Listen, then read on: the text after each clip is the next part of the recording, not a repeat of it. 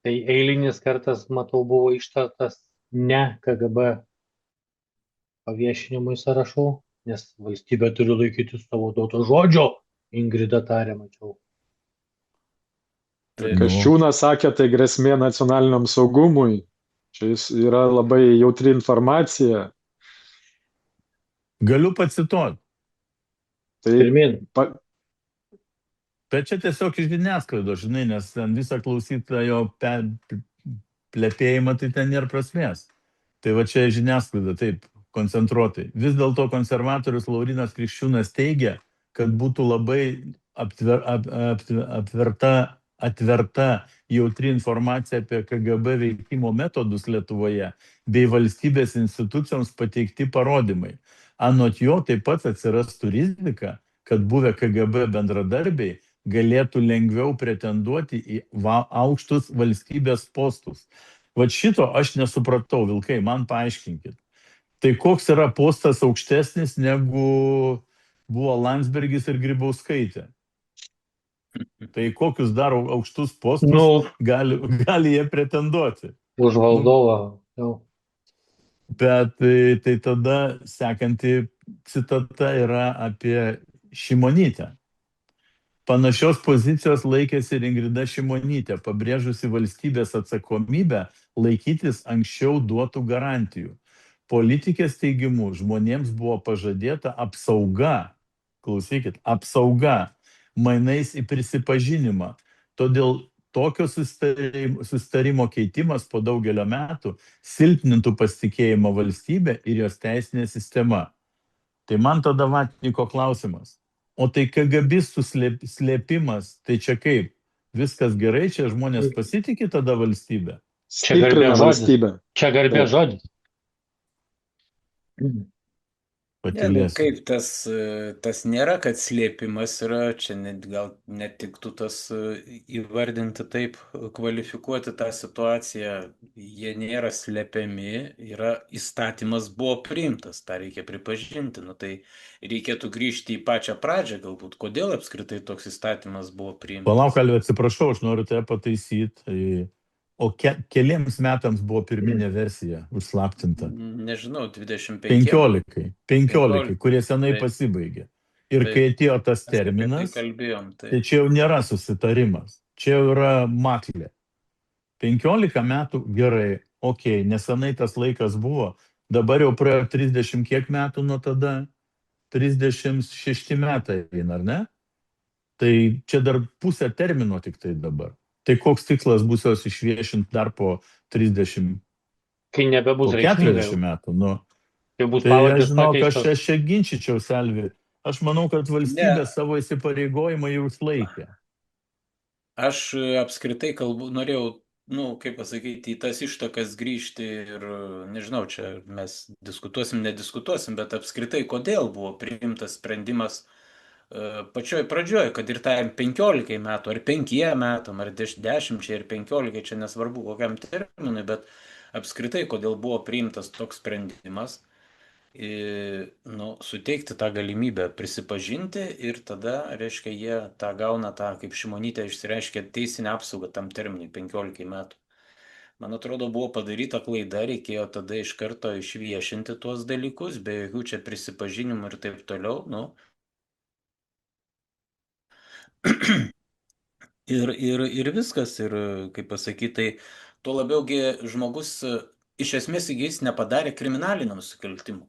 Čiagi nėra taip, kad čia žmogus tiesiog bendradarbiavo su saugumo tarnybomis vienokia, kitokia forma, aišku, tie lygiai turbūt, aišku, skirtingi buvo, neturbūt, o aišku, kad skirtingi buvo, bet tai visumoje tai nebuvo tai laikoma kriminaliniu nusikaltimu, nėra tai laikoma kriminaliniu nusikaltimu. Ir nebus tai laikoma kriminaliniu nusikaltimu. Tai jeigu, nežinau, čia buvo mintis tokia, kad, kaip pasakyti, žmonėm galbūt gėda yra dėl to, kad jie bendradarbiavo su slaptosiam. Saulius sakė, reputacinė žala buvo. Kokia reputacinė žala? Tai jeigu žmogus pasirinko savo norų bendradarbiauti, tai jisai, kaip pasakyti, tai jisai turėjo suprasti ir pasiekmes. Jeigu kartais kažkada tai paslydo, tai viskas, tai paslydai, tai tu tai tu ir pasiaiškink, kad paslydai. Tai bet aš norėjau pasakyti tą, kad mano nuomonė buvo padaryta klaida pačioj pradžioj. Na, paskui jau aišku, jau tą klaidą, matyt, nežinau, buvo bandoma, netiks galbūt vėlgi tas mano pasakymas, taisyti ir buvo padaryta dar kita klaida, nu, pratęstas tas terminas, kur aišku jau, kaip Gintarai, sutinku 100%, čia valstybė, aišku, pratęsdama terminą jinai vėlgi kaip ir davė įsipareigojimą tiem žmonėm, bet O nori, aš to pasakysiu viską gerokai paprasčiau žmonių kalba, be jokių Pasakyk, vingrybių. Kadangi tie, kurie priimti šitą sprendimą, kurie turėjo priimti šitą sprendimą, visi buvo iš tos šutvės. Didžioji jų dalis. Nu, jie ten atidavė, vat, kaip bandžiai atiduodavo cisterną su spiritu, tai jie atidavė tokį Čepaitį. Pamenat? Buvo toksai Čepaitis, ten dešinioji Landsbergio ranka. Nu, tai jie atidavė, kad jisai atseit KGBistas. Paskui ten Šatrija buvo, jeigu pamenate, ne? Tai ką reikėjo padaryti? Vat mano nuomonė. Reikėjo iš karto visus išviešinti ir neprileisti prie valstybės valdymo. Taip pat save neuždraus. Ir mes šiandien būtumėm gyvenę visiškai kitaip. Mes nebūtumėm turėję nei Landsbergio su jo visom intrigom, nei perrašytos istorijos, nei Grybauskaitės KGBistės, kuri iki pat pučo gaudo pinigus iš Maskvos. Apie tai pas mus visi tyli, nes pas mus yra selektyvi žiniasklaida. Tai pavyzdžiui, apie Uspaskichą mes žinojom viską, kur baigė, ką baigė, su kuo baigė, kodėl baigė ir taip toliau. Ką mes žinom apie Grybauskaitę? Kodėl iš Amerikos buvo išprašyta be teisės sugrįžti, kol netapo prezidentė? Tai vat pas mus, supranti, vat tenai ir prasidėjo viskas. Kai tie, kurie patys buvo tam mėšle visam, jie turėjo priimti sprendimą apie savęs išviešinimą. Vat mano, tai čia šituo klausimu, tai aš neturiu čia jokios gailesčio, ar kaip čia pasakyti, nes aš labai daug žinau ir mano šeimo, ir daugelio turbūt, kas mus žiūri šeimose, yra nukentėję nuo KGB, ne? Ir dabar tie patys žmonės pas mus užima aukštus postus. Nu tai po velnių. Gerai, dabar aš dar iš kitos pusės biškį apie visą tą KGB baubą. Viską reikia žiūrėti labiau kompleksiškai ir neabsoliutinti, kad va, KGB viskas yra ženkliukas KGB ir reiškia, tas žmogus yra didelis blogis. KGB apėmė labai daug dalykų. Sakykime, žmogus dirbo fabrike, kur gamina ten kažkokius komponentus, kas kariuomenė. Nu, jisai negalėjo būti ne po KGB, negalėjo nebūti KGB prižiūrimas ir kaip ir bendradarbis vadinam.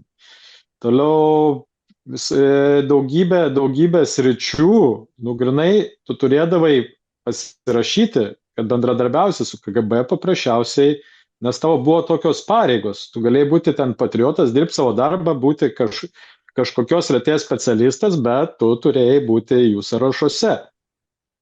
Kita dalis yra būtent tie, kurie pat školose dirbo, kurie dirbo saugumo struktūrose, ten visokie tie vadinami pareigūnai. Bet absoliutinti tikrai negalima. Tai buvo tų vadinamų KGB bendradarbių, didesnių patriotų, už tos ne KGB, tos vadinamus ten šventų raštų slepikus.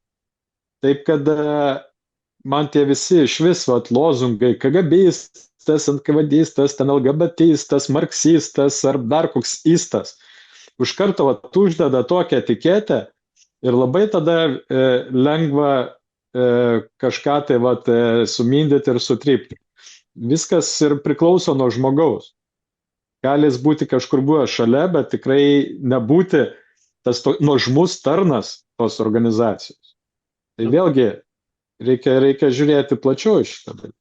Visi žinom, Sutinku su tavim, bet ar tu įsivaizduoji, kad tas, kuris dirbo kažkokiam fabrike prie staklių, tokioj, kaip ten vadinosi, dėžutė, atsimeni, pašto dėžutė, tos įmonės vadindavosi.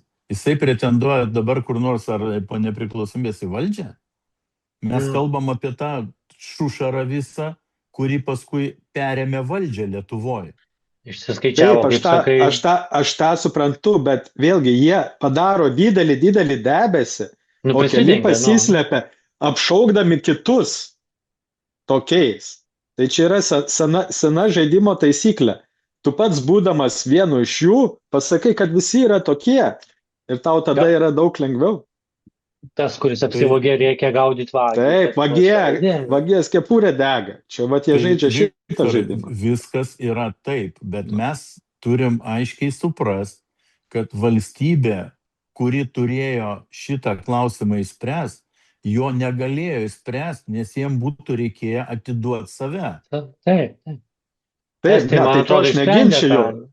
Aš nepalaikau to, kas buvo padaryta ir išslaptinimas yra blogiausias dalykas, nes tada atsiranda manipulacija. Aš Taip, turiu papkę ant kažko va būtent. ir yra kompromatas. Taip, taip. Nupaišant tą didelį baubą. Jeigu vietoj to būtų galima sakyti, va, šitas tikrai kolaboravo ir buvo tikras KGB klapčiukas, kitas dirbo, kad ir prižiūrimas KGB, bet jis dirbo toj pačioj Lietuvoj, statė ir čia kažką tai darė, kūrė kažką tai naudingo Lietuvai. Žiūrėk, aš tai pavyzdžiui daugiau kategoriškas būčiau šitoj situacijai. Dirbt arba nedirbt su KGB buvo tavo pasirinkimas. Nu niekas jėga nevertė, tai tave pagaudo su kažkokiu kompromatu, tada tu ten eidavai į sandorius visokius ir taip toliau.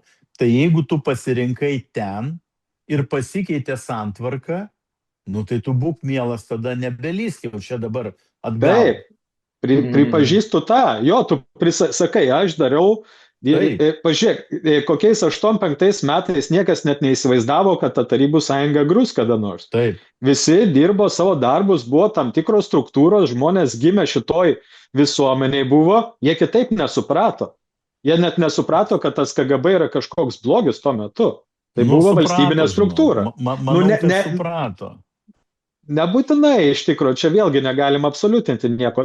Aš nesakau, kad nebuvo tų, kurie ėjo ir kolaboravo dėl savo naudos ir kad įskūsti draugą, kaimyną lietuvį. Taip, visą laiką būna tokių. Bet kiti būtent profesionalai, jie, gerai, kur ten pasirašyti, aš netrukdykit man dirbti savo darbo, nes aš esu tos srities specialistas. Tai vat sakau, reikia visą laiką sverti. Tie, kurie turėjo garbės, sąžinės ir konkolus, nueiti ir prisipažinti viešai neturėjo. Šitie skirtingos kategorijos, nes tie, kurie turi garbę, į politiką tikriausiai nenuėjo. Arba neišsilaikė. Tai čia sakau, ir nėra toksai juoda balta, vėlgi, čia yra labai daug niuansų. Niekur nėra. Alvi, norėjai įsiterpti? Aš žiūriu, kokie tie KGB bendradarbių, kokios grupės buvo, tai vat galiu pagarsinti. Tai agentai, konspiracinius ryšius turėję asmenys teikia informaciją apie konkrečius žmonės ar įvykius. Kita grupė patikėtiniai. Čia stukačiai vadinasi, ne? Nu, čia ne stukačiai, čia jau rimtesni. Konspiracinius ryšius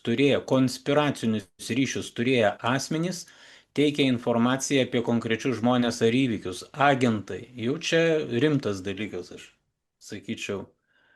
Tikrai suprantantis, suvokiantis ir kaip pasakyti, specialiai tam ruošiamas ir specialiai tą darbą dirbantis žmogus. Patikėtiniai arba rezidentai, asmenys dažniausiai užimantis vadovaujančias pareigas, kurie neformaliai informuodavo saugumą apie savo pavaldinius. Tai čia, Viktorai, ką tu galbūt minėjai, ar ne, sakykime, kur vadovaujančias pareigas užima kažkokioj įmonėje, kažkokioj ten ar su gynyba, susijusi ar panašiai. Никозелно доложить должен. Ir informatoriai, atsitiktiniai arba vienkartiniai informaciją suteikia asmenys. Tai va tokios 3 grupės tų KGB bendradarbių. Tai, bet ką aš noriu, taip dabar klausiausi, Gintarai, ką tu pasakojai, ką Viktoras, tai mes turim sutikti su tuo, kad prie mūsų valstybės kūrimo ištakų, jeigu Gintarai sakai, kad jie patys turėjo save prisiduoti, tai prie mūsų valstybės kūrimo ištakų tie KGB bendradarbiai arba su KGB bendradarbiavę asmenys ir pradėjo kurti mūsų valstybę ir ją kūrė, ar ne? Taip Ne, išėjo. ne. Pasakysiu tau, Aš aišku, kodėl ne ne. visi turbūt, Va, bet tu pasiimk sąrašą žmonių sąjūdžio iniciatyvinės grupės. Ir tu pažiūrėk, kas buvo grupiai, o kas po to atėjo į valdžią. Ir tu labai aiškiai pamatysi skirtumus. Kitas dalykas, čia visai kito gal diskusijos tema. Ta pati Tarybų sąjunga sugriovė ją KGB. Čia labai ilga istorija, bet aš galėčiau nesunkiai tą irgi paneigti. Tai čia buvo, čia, žinai, iliuzija yra, kad spontaniškai viskas vyko, lygiai taip kaip iliuzija yra, kad čia mus pirma pripažino Islandija. Čia yra mitas, liaudė, žinai, čia buvo susitarimai tarp Amerikos ir Gorbačiovo, žodžiu, čia, žinai, nenoriu leistis giliai, nes čia yra sudėtingi dalykai. Bet aš dar kartą noriu tau pasakyti, Alvi, tu čia gerą labai palėtė kampą. Tai vėlgi pasižiūrėk iniciatyvinę grupę, aš visai nesenai žiūrėjau tą sąrašą, ten 30 ar kiek žmonių yra, ir kas po to atėjo pas mūsų į valdžią. Tai revoliucijas daro idealistai, taip, o valdžio paima oportunistai. Tai čia klasika. Čia klasika, taip. Jo, per 1000 mečius tai buvo.